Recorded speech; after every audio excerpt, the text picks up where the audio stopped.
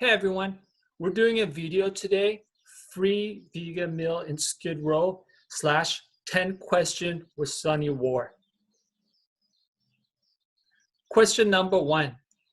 You and your friends serve 100 vegan meals a week in Skid Row for free. What motivated you to be compassionate and volunteer your time to help houseless people in that area? And does the menu change weekly? I started the Downtown LA chapter of Food Not Bombs in January 2020. So today marks we've officially done a whole year. And I wanted to because when I was homeless and traveling and stuff, I used to eat at Food Not Bombs in Berkeley. And I just remembered at that time a lot. That was kind of the only time I ate sometimes because I was an addict and it was just I was putting substances over food and I just was kind of remembering how much of a difference that can make, just eating food that's not just processed, just ramen noodles or something, just getting a vegetable. And so I was living in downtown and I was seeing Skid Row on a daily basis. So I was just kind of thinking what's something that we can just do to just kind of I don't think getting a meal once a week is really solving anything, but I think it's more about the community aspect of it and just showing there's people that care about you and we're in this together in a way. Because I think a lot of people just want to ignore the tent cities and just not interact with them at all. Question number 2. Los Angeles is reportedly experiencing a high number of COVID-19 cases, newly houseless people. Do you pass out face masks as well as food? What can grassroots organizations do about the houseless population in LA? Los Angeles Houseless Service Authority released the result of the 2020 Greater Los Angeles homeless count, which showed 66,436 people in Los Angeles County experiencing lack of housing Friday. This represents a 12.7% rise from last year point in the time count. The city of Los Angeles saw a 16.1% rise to 41,290. We do pass out face masks. We've started doing that since COVID. And as far as what people can do to try to help, I really have no idea. It's because at the same time, the homeless numbers are rising, and then also right now because nobody's working, almost people are working, but not most people are unemployed right now. I'm predicting that it's just everybody's gonna be homeless in a minute in LA. So I would think we need to get real, just okay, food, water, shelter. Maybe we should just start a lot more urban farming and try to just let's just act like the government doesn't exist the same way they act like we don't exist. Let's just start well, how can we solve these problems on our own? I guess I would just say this is something I wanted to do is try to open up squats, just try to open up these random buildings that aren't being used in all the industrial area of downtown. I feel well, fuck it. But that, I don't know, that to me is a solution. Let's just fucking take over all these buildings that aren't being used because they're not allowing, there are people that are rich and actually want to build homeless shelters, and because the land is owned by some other, it's there's people that have tried to do shit and then they're getting shut down because of all this land ownership. So like, it's just too much. So at this point, it's just like, well, if they're going to keep ignoring people's lives, then let's just ignore them and just do whatever the fuck we want. I think that's something we could do. It's just like, just use these buildings that nobody's living in, that somebody could live in. Question number 3. Due to COVID-19 lockdown, not as many people or organizations are serving the community as they used to. As such, what are some things people can do who are concerned about helping people?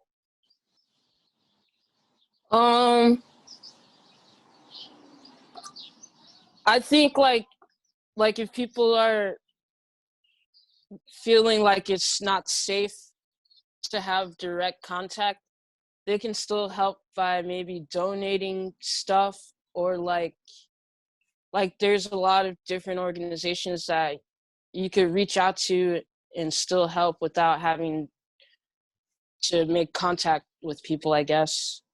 Like, for instance, like even just a donation of masks is something you could do. You could donate masks to any like place that does outreach, or I don't know. Yeah, it's like it's such a weird time, and I understand the concern of, but I feel like if you feel like you're not a high risk person and that you can, even if you were to get COVID, you could recover. Like, I mean, I don't know. Like Marty suggested that we start doing sack lunches again so that it's not as much contact. So we've been doing that the last couple weeks. And I think it seems pretty safe to me, but I don't even know if I really answered that question at all. I tried. Question number 4. In California, there are strict rules and curfew that have come back, which means assumably more people are becoming increasingly depressed and experiencing exacerbated mental health symptoms. What advice would you give to address mental health needs during this time? That's a hard one because I have no idea. Like,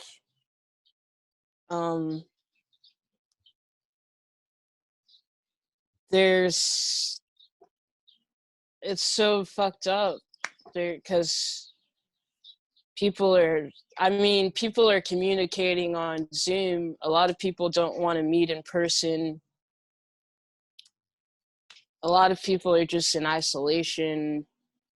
There's nothing, I wouldn't know how to combat that because it's like you're in jail. So I mean, people, if you're not sad right now, then I think there's something wrong. I think we're all depressed. Like, maybe there can be some kind of comfort in knowing that we are all globally depressed at the same time together.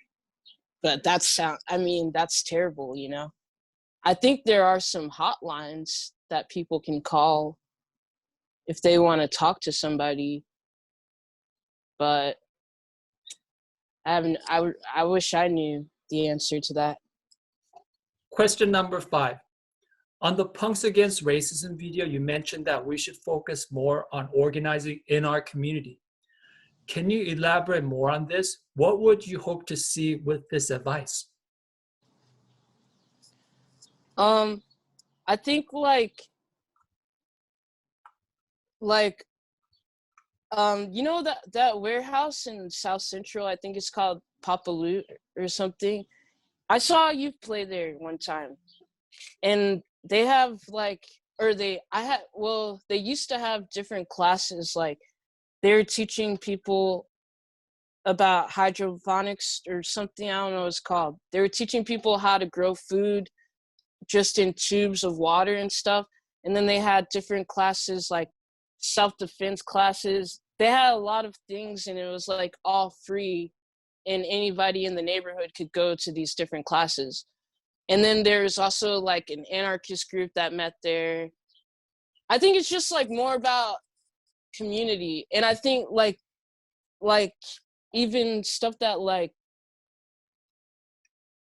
that Kaepernick, he was like having things where he was going to different schools and teaching children what their rights are, and just things like I guess it's just more like if we just make up our own pop-up community centers everywhere and just try to like have each other's back, and like let's talk about what the cops can't do to you, let's talk about self-defense, let's talk about how can you grow your own food, let's talk like just things that are just all based on survival and have nothing to do with money or expecting like this government to like have your back in any, like just that, just like act like it's a village, just act like you're responsible for everybody who lives around you. Because I think everyone thinks someone else is supposed to be responsible for you, but they're not, you know? Question number 6. A long time ago, you were experiencing a period of houselessness. Please share what your experience was and how did you obtain housing? Well, I was like, I started squatting like when I was 14, and a lot of it had to do with my home life. I felt like I had to leave, and then also because I was just an alcoholic and an addict, and I just didn't want to go to school anymore. And I was also like, my mom was really, it was fucking my mom up to see me like fucked up all the time. And and I was hanging out with a lot of gutter punks and shit like in Venice, and they kind of made it seem romantic to me to just like travel. And I just wanted to go and hop trains, and I wanted to just do whatever I wanted. And then it was cool for a while until like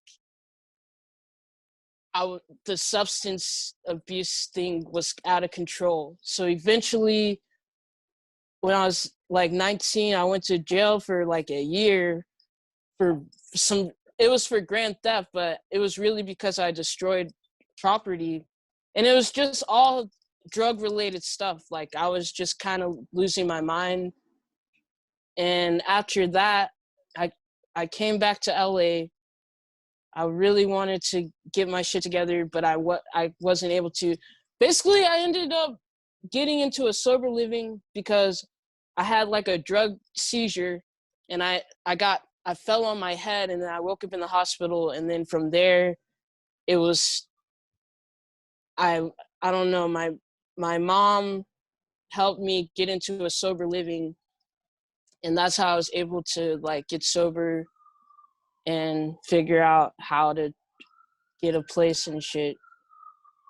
But I think if I wasn't like an addict, I'm not sure if I would have stopped living like that.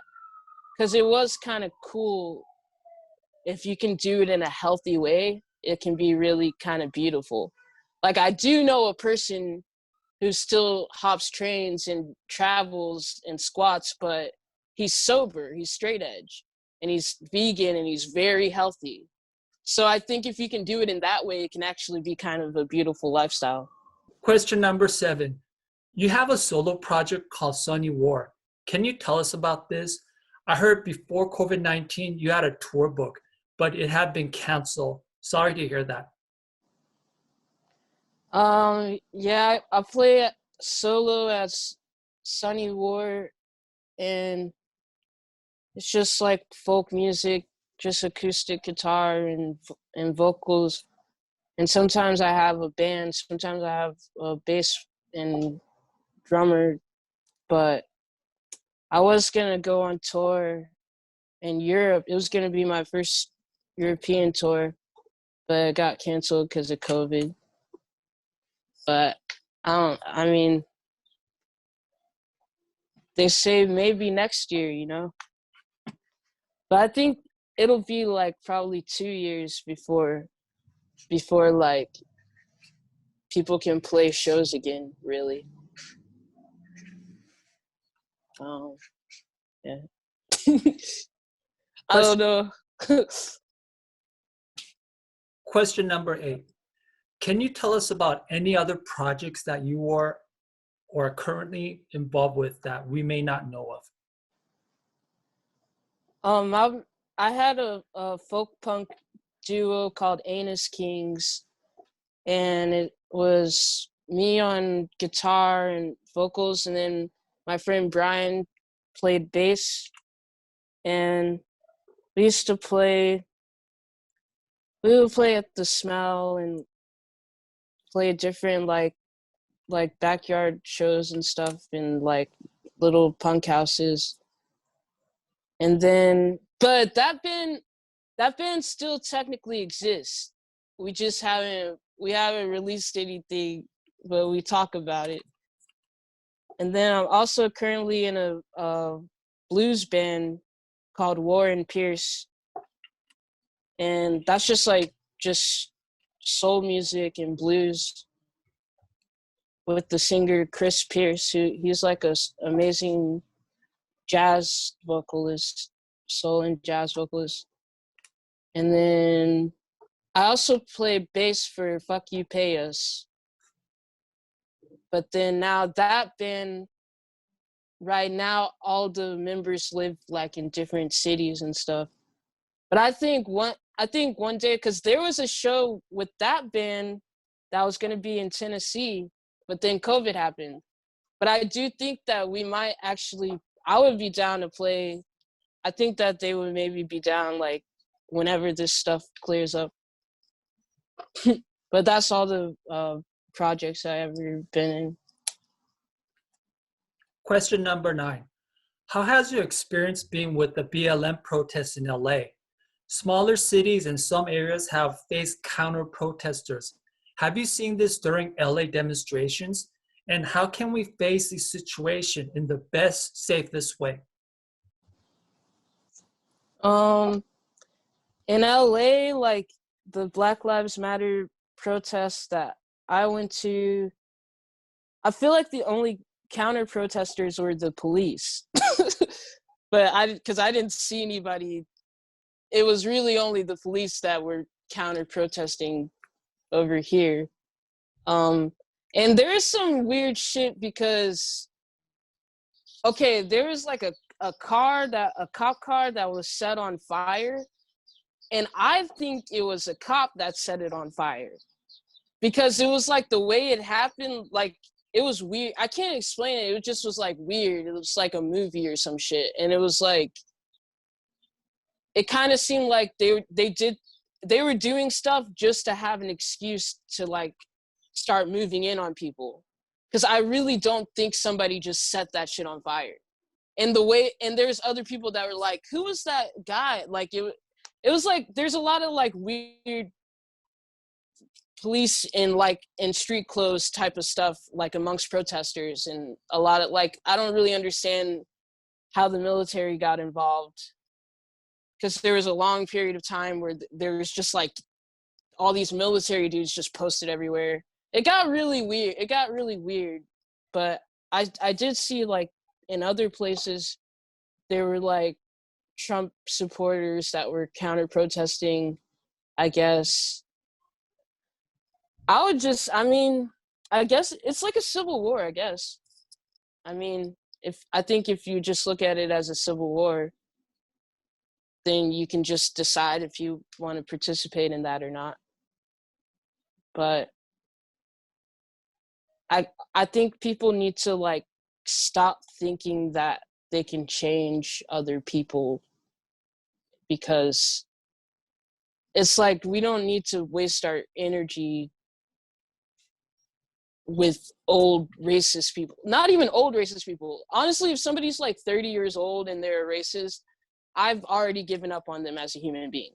I just don't think that that's like, we need to spend our energy on positive things that are actually real, that because like really like they're set in their ways. Like I'm from the South, like I know races, like it's just kind of like you're just talking at a wall at a certain point. But people who want to be allies and people who are open-minded enough to try to like evolve, that's that's people that you can talk to. But I don't have time for like Nazi shit. Like just the same way I don't really have time for any of this country. Like I think we should just act like people don't exist and just fucking be ready. Not armed necessarily. I'm down to be armed. Like maybe not everybody is, but I would rather just everybody know how to fight and know how to defend themselves and just be ready. Question number 10. What have you learned from the year 2020, and how should we get prepared or be ready for 2021?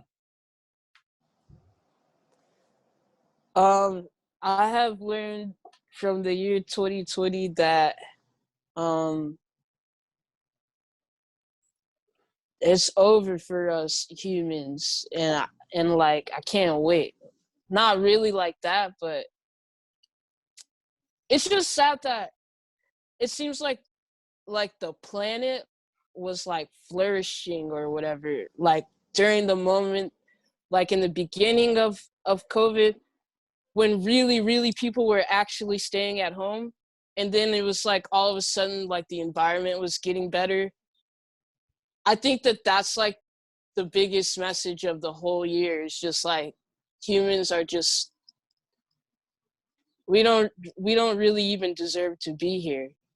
And it's like, because I was talking to my mom and about this, like how it's just like everything is so messed up environmentally that like even if this COVID thing goes away, like there's no, like the air quality, it's just like there's no way we can fix it at this point. And I kind of just think we all deserve to just die and like maybe give the planet a chance to live at this point. Like we've had enough, we've had our time as a species. Like, because that's what happens, like things die. Like, and I think we're trying to hang on, because that's like our instincts, is to try to hang on and fight for life. But it's like, I think it's pretty much over for humans. Sunny War, I just want to say thank you so much for doing this interview. My hat's off to you for being sober and also doing really good thing for humanity during this hard time. And I wish there were more human beings like you on this earth. Perhaps if there was more human beings like you and your friends, the earth will be so much better. But thank you so much doing all these work for humanity. And thank you for the interview. Thanks for interviewing me. Appreciate it. And thanks for all the videos that you make. I watched all your videos too. Okay. So death of me was in his kiss. Love is heaven, love is hell. Love is heaven, love is hell. Love is heaven, love is hell. Love is prison, and he is my cell.